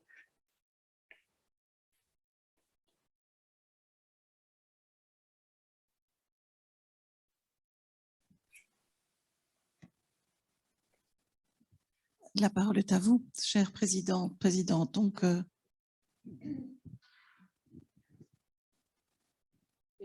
les comparses compléteront. D'abord, le texte lui-même, les textes qui régissent disent bien, quand on parle de l'assurance qualité, on se parle de l'assurance qualité et des démarches pour l'ensemble des activités de l'établissement. Je ne crois pas que je trahis le texte, pardon, mais que voilà, c'est dit tel quel. Donc, du coup, ça existe déjà, de fait, dans les écrits. Après, ce qui est évident, c'est que, je le disais, donc, il y a des établissements qui ont de taille très importante, des établissements donc, de plus petite taille, donc les choses sont plus confondues, j'ai envie de dire, et donc les institutions sont plus à cheval sur plusieurs missions. Donc, c'est évident que ce n'est que mieux connaître un établissement et les politiques qu'il déploie que de regarder toutes ces stratégies et tous les moyens mis en œuvre. Ce n'est que plus que favorable. Enfin, pour ma part, je pense que vraiment, c'est vraiment une richesse, au contraire, qui permet encore mieux de s'approprier la vie de l'établissement et son projet. Est-ce qu'on a des exemples de bonnes pratiques? Dans le document analyse transversale, les bonnes pratiques sont mises en avant, justement parce que c'était important de ne serait-ce que de souligner les éléments positifs, c'est toujours très important. Après, est-ce qu'on en a autour de la recherche? Comme ça, il faudrait regarder, je ne crois pas, mais parce que justement, peut-être qu'on a la recherche dans son lien à la formation aurait dû être peut-être davantage mise en avant. Mais bon. Mais pour compléter ce qui vient d'être dit, on n'a pas vraiment de bonnes pratiques par rapport à la recherche parce que c'est des éléments qui ont relativement peu été analysés, même si je pense dans chacune des évaluations, on a essayé de faire un tout petit peu le lien entre l'enseignement et la recherche, mais on n'a pas forcément été très systémique sur ces questions-là, d'où l'importance de pouvoir faire évoluer les référentiels d'évaluation institutionnelle pour intégrer ces questions, parce que je partage aussi ce qui a été dit, c'est qu'une institution, elle ne va pas vivre uniquement avec une stratégie d'enseignement, elle a une stratégie globale qui englobe y compris les éléments de recherche, et du coup, un système qualité doit être en capacité de soutenir l'ensemble des missions et l'ensemble des activités.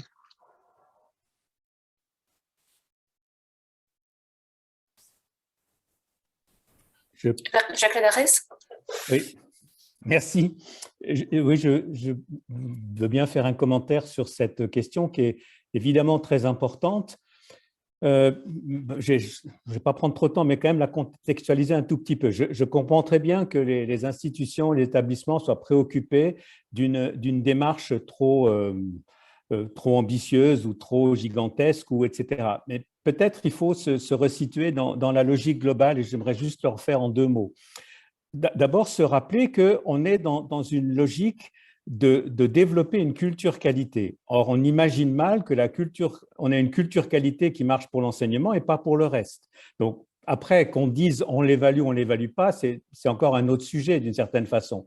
Mais d'une certaine façon, la culture qualité, si on cherche à la développer, c'est dans toutes les missions. Ensuite, la question de la qualité, elle est au service de la stratégie de l'institution. Et la stratégie de l'institution, elle est au service de la mission, et ça veut dire de ses missions, qui ne sont pas que l'enseignement. Et enfin, je rappellerai que la définition la plus classique qui est de la qualité, c'est fitness for purpose. Ça veut dire, dans le fond, la qualité, c'est faire ce qu'on veut faire. Donc, ça veut dire, dans le fond, comment est-ce qu'on met en place un système qui nous permet de nous assurer que nous allons bien où nous voulons en tant qu'institution, mais quel que soit le domaine, et pas uniquement l'enseignement. Donc, ça, c'est la logique globale. Et j'aimerais juste faire 2 commentaires complémentaires. La première chose, c'est que ce qu'on a pu observer, qui est évoqué un peu dans l'analyse, c'est que dans le fond, toute une partie de situations d'établissement sont dans une orientation dans le fond, de réponse à des exigences externes et pas nécessairement encore à un stade d'appropriation des démarches. Or, si on parle d'autonomie et de culture qualité, eh bien, on s'attend à une appropriation. Et si on s'approprie, c'est plutôt pour l'ensemble des activités. Le deuxième commentaire, il a été évoqué les relations au plan international. Bien, si vous regardez ce qui se passe au plan international, puisque vous savez que dans toute approche qualité, il y a à la fois une composante de développement, une composante de redevabilité, de rendre compte, et donc en rendre compte aussi par rapport à un certain nombre de standards. Si vous regardez les standards européens, asiatiques et africains, actuellement, tous les standards, les groupes de standards qui existent, ils vont tous dans le même sens, c'est-à-dire l'idée d'une institution qui est autonome et qui assume des démarches pour assurer la qualité de l'ensemble de ses activités. Et je me tais. Juste une précision, pardon. C'est très clair, il ne s'agit absolument pas d'évaluer la recherche. C'est un autre sujet, c'est voilà, d'autres modalités et certainement d'autres temporalités peut-être d'ailleurs. Il s'agit bien de regarder la stratégie de recherche dans sa gouvernance et surtout dans son lien avec la formation. Ça, je le dis parce que j'ai vu des réactions là-dessus. C'est très important. Et il ne s'agit pas non plus de surcharger, hein, mais vraiment de regarder, parce qu'un établissement qui fait de l'enseignement et de la formation et de l'apprentissage, il a une stratégie de fait à l'international. Il a de fait une stratégie en collaboration avec la recherche. Et le tout, c'est voilà, c'est de le dire, et j'ai envie de dire, à la limite, de valoriser ce que sont les établissements.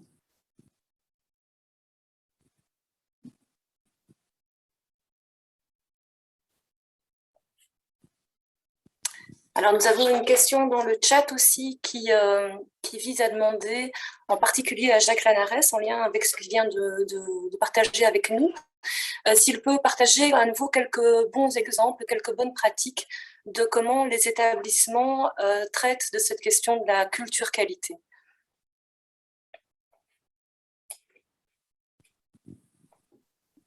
Comme vous n'êtes pas tellement nécessairement développé en lecture labiale, je vais ouvrir mon micro.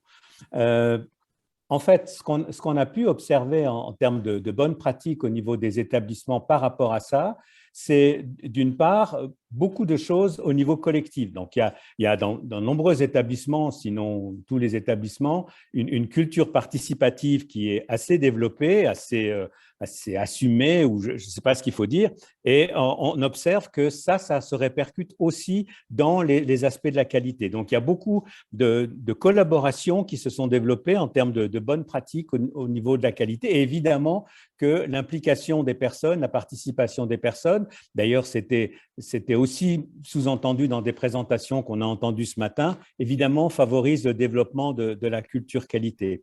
Donc ça, je pense que les aspects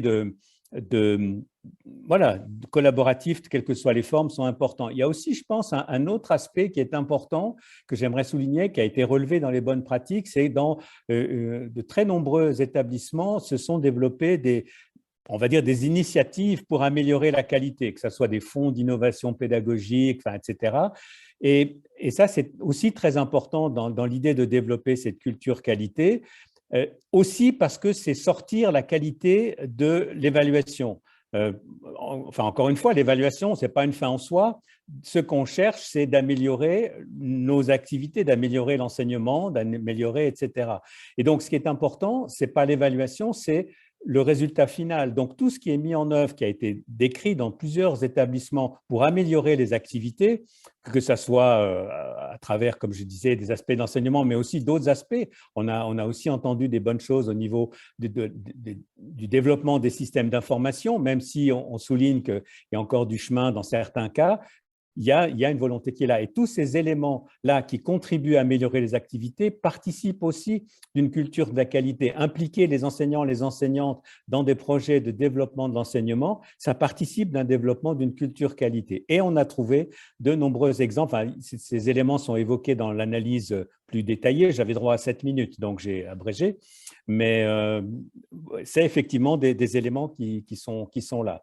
En revanche, pas en revanche d'ailleurs, mais ce qui pourrait continuer à contribuer, qu'on a aussi évoqué, la culture qualité, c'est le développement du partage de bonnes pratiques. Elles existent, comme on l'a dit, à peu près partout, mais à peu près partout, il y aurait une bonne marge de développement par rapport à ça. Que ce soit au niveau des façons de faire la qualité pour qu'elle soit le plus pertinente, le plus économique possible, etc., mais que ce soit aussi au niveau de l'enseignement et d'autres activités. On a entendu quelques bonnes pratiques, par exemple, au niveau des services administratifs, ou je ne sais plus comment vous les appelez chez vous, mais tout le monde comprend de quoi je parle. Voilà, merci. Merci. Alors, on va passer à une autre question. Voilà, donc vous avez évoqué un véritable challenge de conduire une évaluation institutionnelle avec en même temps le fait de se prononcer sur les demandes d'avis global.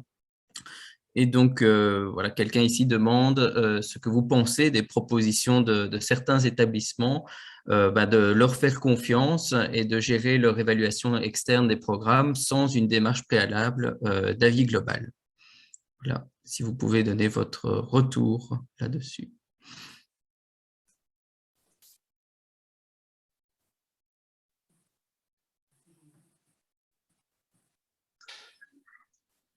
Si je peux commencer, puis après ça peut être complété par mes collègues.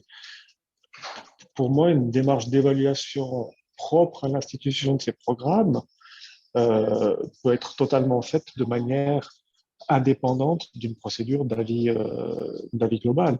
Et de nouveau, ces démarches internes, lorsqu'elles sont pensées pour faire sens dans une logique d'amélioration continue de la qualité des enseignements. Et plus l'établissement, les établissements instaurent et installent des procédures qui leur sont propres, autonomes, répondant bien entendu à certains standards, mais propres et autonomes qui répondent à leur contexte propre, et qu'ils le fassent de manière régulière, ça instaure naturellement une culture qualité, ça instaure aussi toute une série d'échanges qui deviennent naturels au sein d'une institution. Et comme le disait tout à l'heure Jacques Lanares, ces logiques de partage de bonnes pratiques sont tellement nécessaires au niveau de l'institution, et du coup, une démarche interne à l'institution propre d'évaluation des programmes, indépendamment des globales, sera toujours positive dans une logique d'amélioration. Je vais juste faire un petit point complémentaire par rapport au contexte. Bien sûr qu'on peut faire confiance aux établissements. Je pense qu'il faut aussi tenir compte aussi ici du contexte national et de son évolution. Par exemple, comme vous savez peut-être, je suis en Suisse, et en Suisse, chaque université est libre de mettre sur pied les programmes qu'elle veut, les arrêter quand elle veut, etc. Donc, c'est différent de votre contexte à vous. Ce que je veux dire, c'est qu'il ne faut pas perdre de vue que d'un point de vue institutionnel, en ayant plus d'autonomie, on a aussi plus de responsabilités. En particulier, on doit davantage rendre compte, ce qui est un peu contre-intuitif. Mais on doit rendre compte. Donc, ça veut dire que si une institution, parce que les mêmes personnes payent, et donc une institution qui reçoit un financement, les autorités qui financent ont envie de savoir quand même ce qui se passe. Donc, ça veut dire que la démarche qu'il a est de dire, dans le fond, est-ce que vous avez mis des choses en place qui font que vous évaluez vos programmes de façon adéquate? Donc, oui, c'est une forme d'analyse, mais après, ça veut dire qu'on ne va pas nécessairement s'occuper, ou pas du tout, de l'évaluation des programmes eux-mêmes. Donc, c'est un peu un équilibre à trouver qui dépend du contexte et de l'évolution du système national.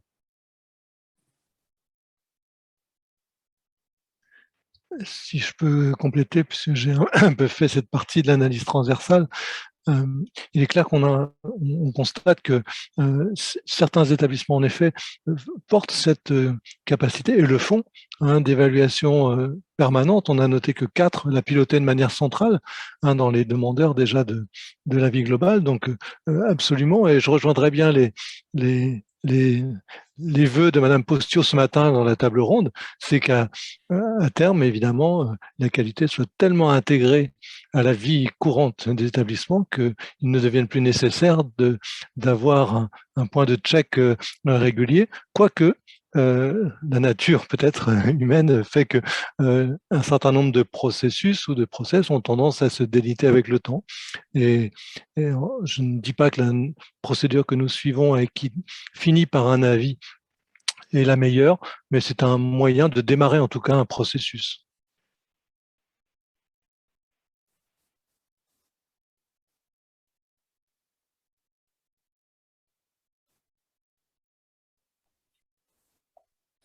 À ce stade, dans le chat et dans le module questions-réponses, je ne vois pas de nouvelles questions.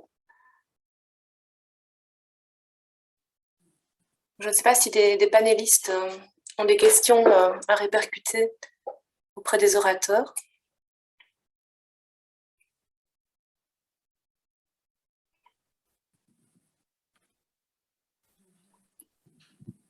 Geneviève ? Oui, merci, puisque on m'en donne l'occasion, moi j'avais peut-être envie de revenir sur quelque chose qui avait été discuté ce matin, et puis que je vois encore que ça transparaît un petit peu dans les discussions qu'on a maintenant, c'est finalement l'objet de ces évaluations institutionnelles.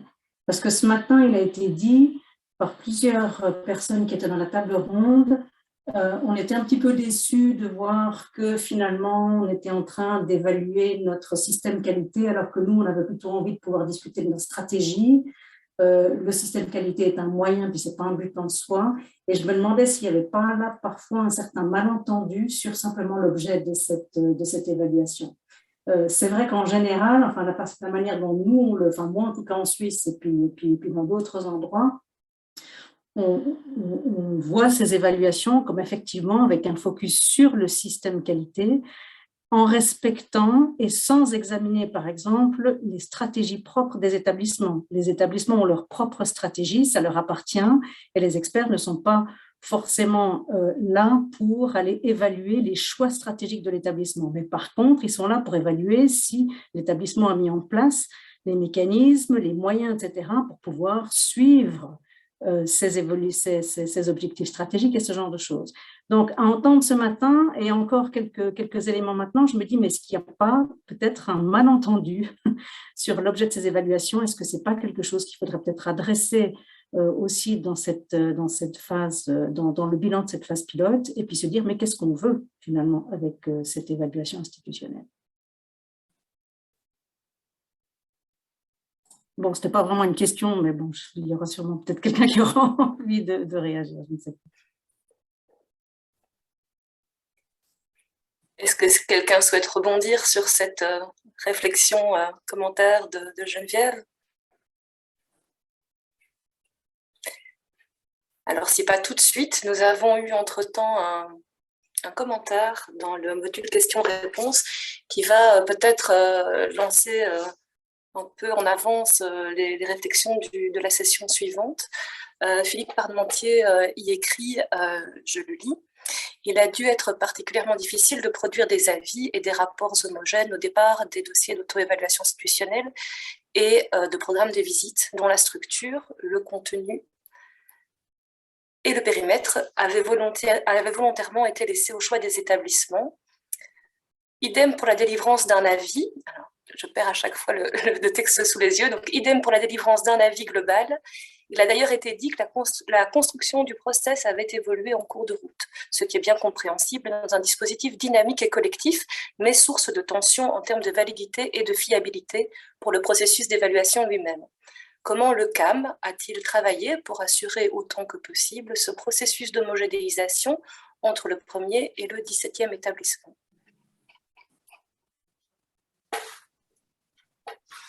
Si je peux me permettre, si la question est posée au CAM, c'est pour la session C'est prochaine. plutôt pour la session prochaine. Il s'agit bien aussi de 8 établissements et pas 17 par rapport à cet avis. Maintenant, si les experts qui ont travaillé avec le CAM veulent répondre déjà en partie à cette question, ils peuvent évidemment.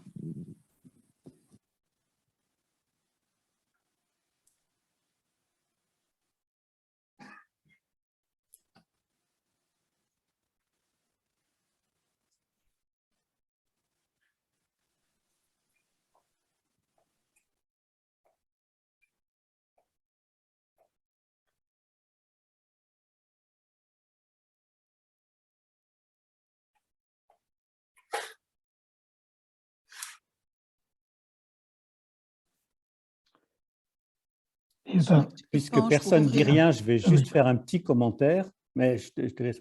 Juste dire qu'effectivement, d'une certaine façon, ça compliquait un peu la tâche d'être confronté à ces périmètres, enfin, c'est pas ces périmètres, mais ces constructions un peu différentes. Et en même temps, c'était réjouissant parce que ça montrait une appropriation du processus par les établissements. Donc, voilà, c'était un petit défi supplémentaire, mais personnellement, que j'ai trouvé tout à fait positif.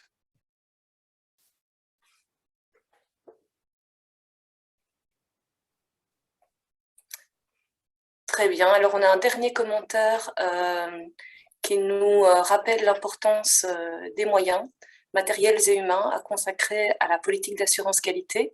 Madame Yernou nous dit que tout le monde rêverait de pouvoir consacrer le temps et les moyens matériels et humains à mettre en place une politique d'assurance qualité, et que la réalité, c'est que ce n'est pas le cas, et qu'il y a de grandes disparités entre les formes d'enseignement. Est-ce que peut-être les présidents peuvent nous dire un mot de ces disparités qu'ils auraient observées au cours des visites de la phase pilote?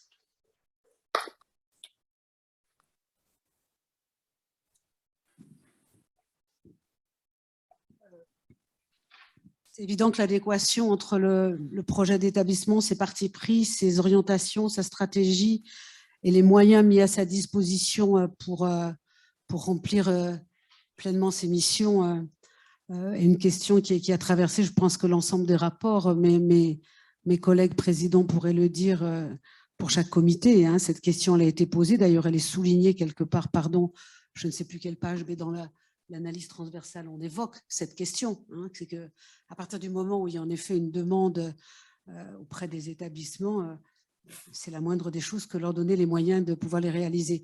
Alors, je ne sais pas, après, j'ai vu la question de la personne, excusez-moi, je suis désolée, votre nom m'échappe, mais vous soulignez aussi parce qu'il y a également des disparités en termes de mode d'enseignement.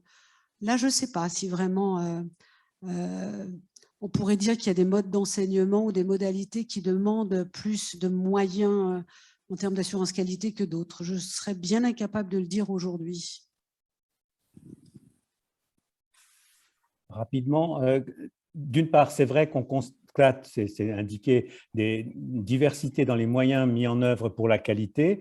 Globalement, on constate que, disons, tout ce qui touche à la qualité, que ce soit en termes d'amélioration ou d'évaluation, etc., est plutôt sous-doté. Et clairement, c'est un enjeu de la suite que les établissements puissent obtenir les ressources pour mettre en place ces choses-là. C'est-à-dire, là, il y a un vrai enjeu financier et les autorités de tutelle doivent être conscients de la nécessité d'augmenter les ressources pour développer la qualité. En guise de dernière question, peut-être une question qui s'adresse davantage à l'agence et qui vise à savoir si l'agence va être en capacité d'établir une liste de bonnes pratiques à mettre en évidence lors des différentes évaluations institutionnelles menées en Fédération Wallonie-Bruxelles, et des bonnes pratiques qu'il serait opportun donc de partager entre établissements. L'initiative Osaka qui a été prise par l'ARES a été citée dans le module d'échange de questions-réponses, avec la possibilité d'étendre cette publication Osaka, cette base de données Osaka aux bonnes pratiques institutionnelles. Mais la question était vraiment plutôt d'interroger l'agence sur ce partage de bonnes pratiques qu'elle pourrait centraliser.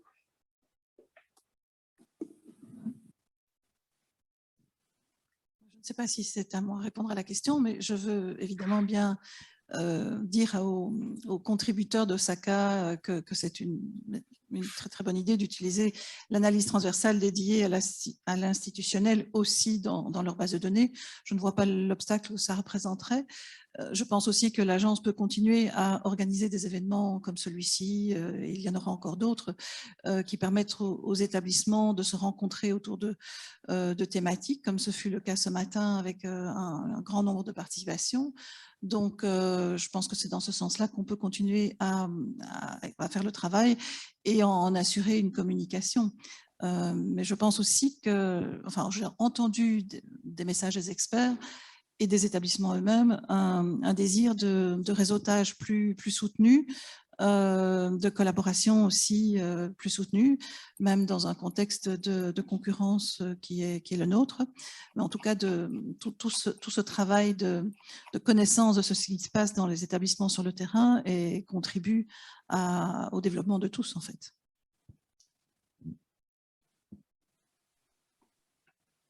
Guy Côté.